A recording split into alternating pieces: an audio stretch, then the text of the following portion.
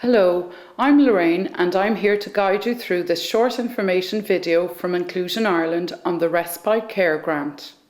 This film will take a few minutes to run and will be divided into 5 sections. Introduction, Respite Care Grant, Rate, Criteria, the form, where to get the form, how the form is divided, what happens next, useful information. Introduction. Inclusion Ireland is the national organisation advocating for the rights of people with an intellectual disability in Ireland. Part of the work of Inclusion Ireland is to provide information on issues affecting people with an intellectual disability and their families. Inclusion Ireland received small grants to make a series of short films to provide practical information in an accessible format on making social welfare applications. This project is co-funded by the European Union under the Progress Programme 2007 to 2013. More information on Inclusion Ireland is available at www.inclusionireland.ie. Respite Care Grant. The Respite Care Grant is an annual payment made to carers by the Department of Social Protection. Carers can use the grant however they want. Only one Respite Care Grant can be paid for each person getting care. If you're caring for more than one person, a grant is paid for each of them. In June of every year, usually on the first Thursday of the month, the Department of Social Protection pays the grant automatically to carers getting carers allowance, carers benefit, domiciliary care allowance, or prescribed relatives allowance from the department. The grant can also be paid to certain other carers providing full-time care. If you're not getting one of the above payments, you must be age 16 or over, ordinarily resident in the state, caring for the person on a full-time basis, caring for the person for at least 6 months. This period must include the first Thursday in June. Living with the person being cared for, or, if not, be contactable quickly by a direct system of communication such as a telephone or alarm.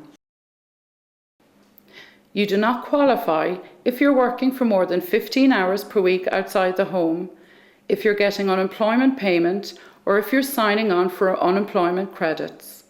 You also do not qualify if you're living in a hospital, convalescent home, or similar institution. Rates.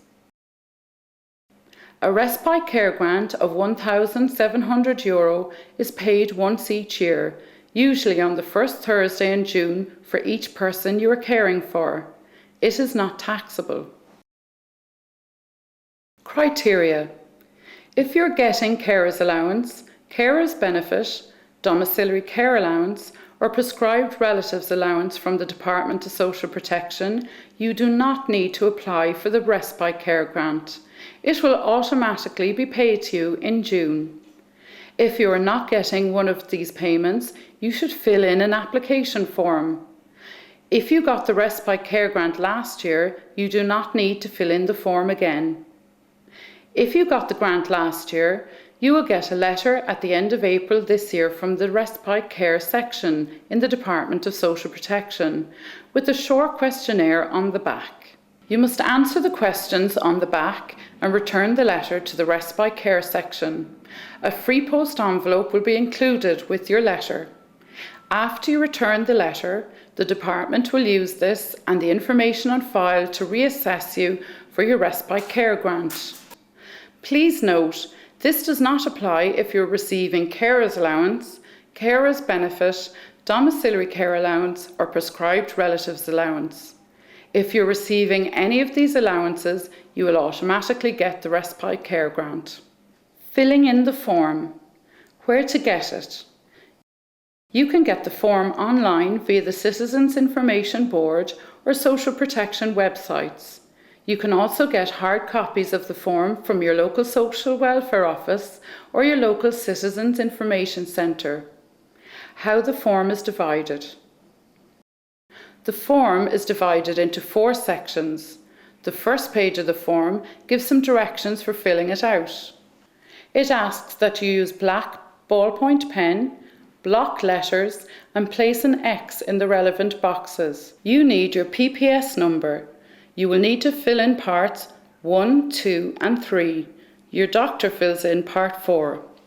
It is very important that you attach any reports or assessments relevant to the person you are caring for and write your PPS number on the back of each page.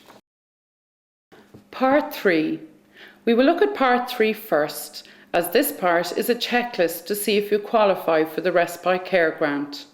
You have to answer yes or no to the next few questions.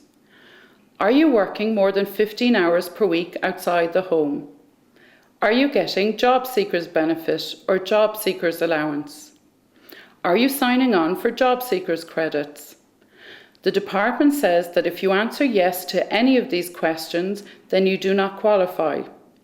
It then asks, are you looking after the person or persons named in the form on a full-time basis? Have you been or will you be providing full-time care and attention for at least 6 months?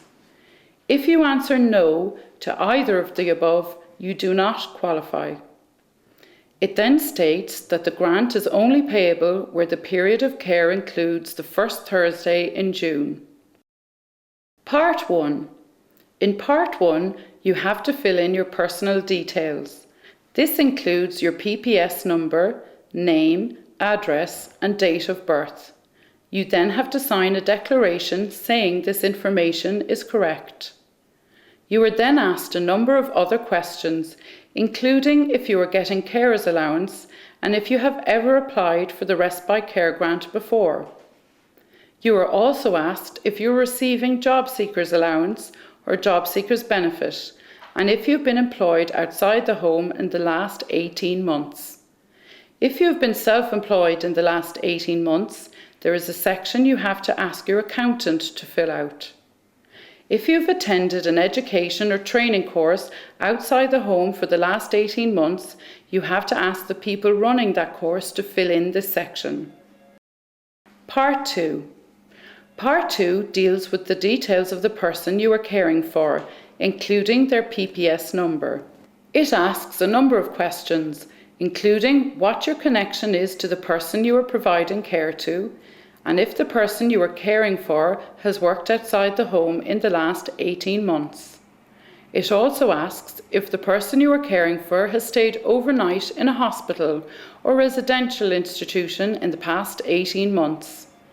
You also need to state when you started caring for this person and what type of care you provide. It is important to give as much information as possible in this section. Part 4. In Part 4, you again have to give your name and PPS number. The person you are caring for has to sign Section A in this part. Section A says that the person is receiving full-time care from the person making the application and that they will tell the department if this changes. They will also give permission for their doctor to give the Department of Social Protection information on their medical history. If the person you are caring for cannot sign the form, they can make a mark and have it witnessed. The witness must then sign the next box. The witness cannot be the carer or a member of the carer's household. The final section, Section B, is for the doctor to fill in.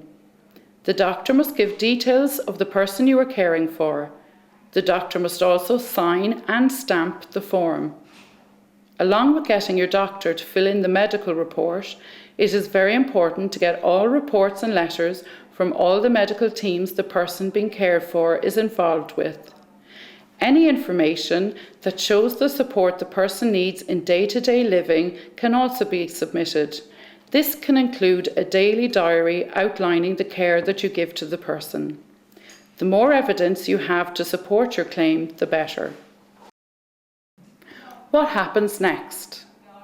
Your application form and supporting documentation should be sent to Department of Social Protection, Respite Care Grant Section, P.O. Box 10085, Dublin 2.